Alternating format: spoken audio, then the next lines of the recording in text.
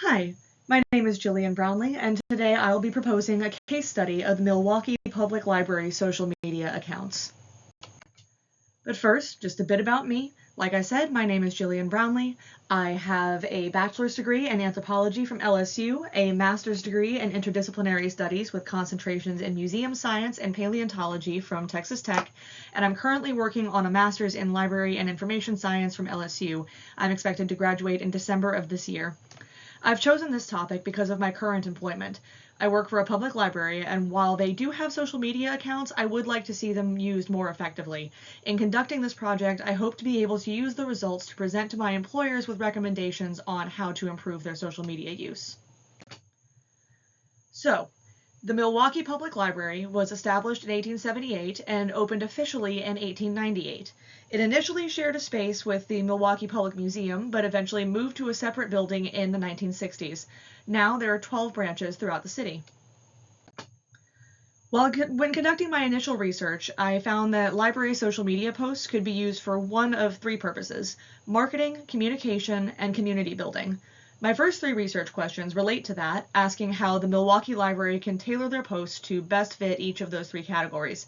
The other questions relate to the privacy of those who are featured in posts, as well as which type of post gets the most engagement, which I define here as likes, comments, and shares. Libraries have been using social media since its inception. There are many advantages to using social media. For example, it is very low cost. Opening an account on any of the major platforms is free. It's also an efficient way to spread information to a wide audience.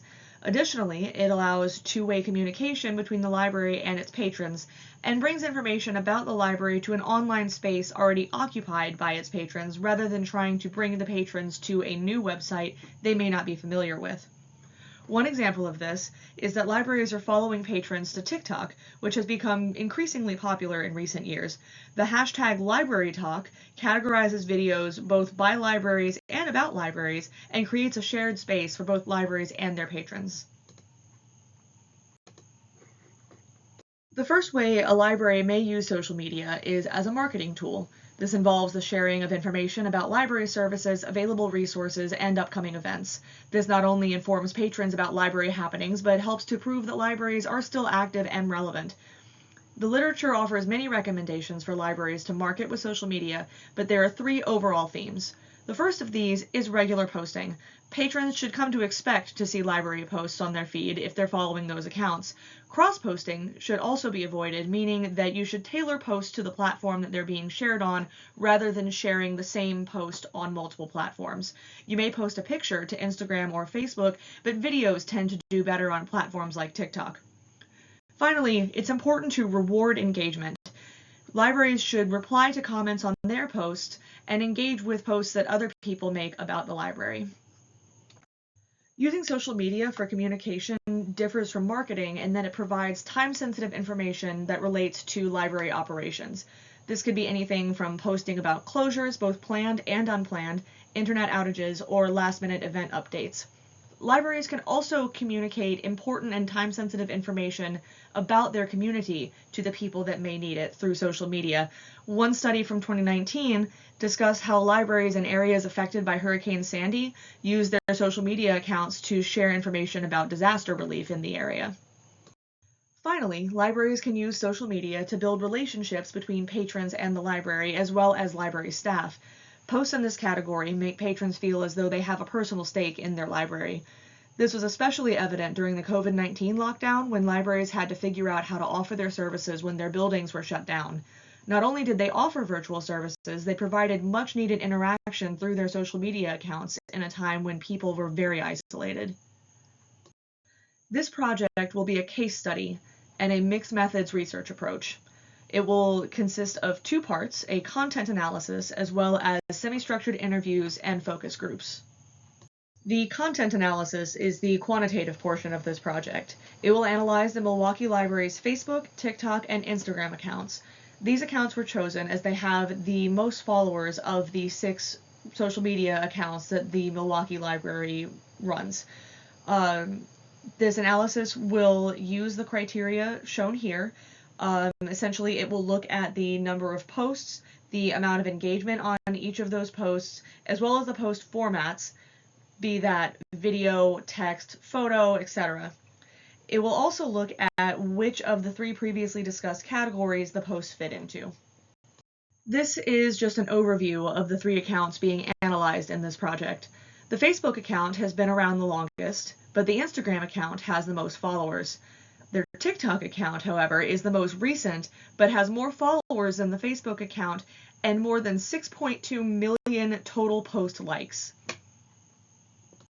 The interview for this part of the project will take place with the head of the social media team.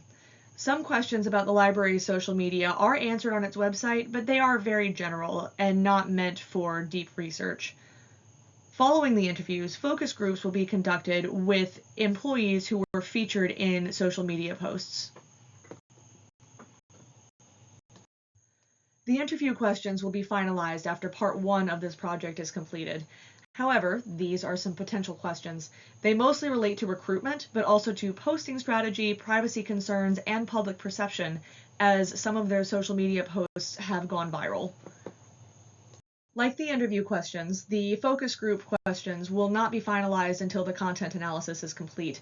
However, the goal of these questions is to determine how the participants feel about being in the videos and if they have any suggestions on how to improve the experience. The questions will be designed to encourage conversation rather than direct answers. Once the content analysis and interviews are finished, the results will be analyzed to discover any relationships or recurring themes in the data in order to provide recommendations for the effective use of social media.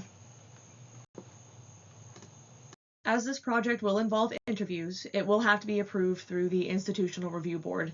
There will be no incentives to participate in the focus groups, and everyone involved will be provided with consent forms to sign that lay out the parameters of the project. No names or any other personal or identifying information will be shared in the results. I have a list of references here and on the next slide, and would be happy to send them to anyone who is interested.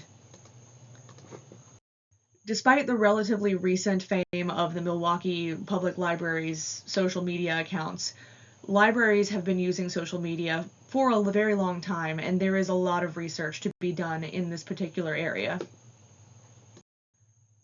Finally, I would be happy to answer any questions anyone may have.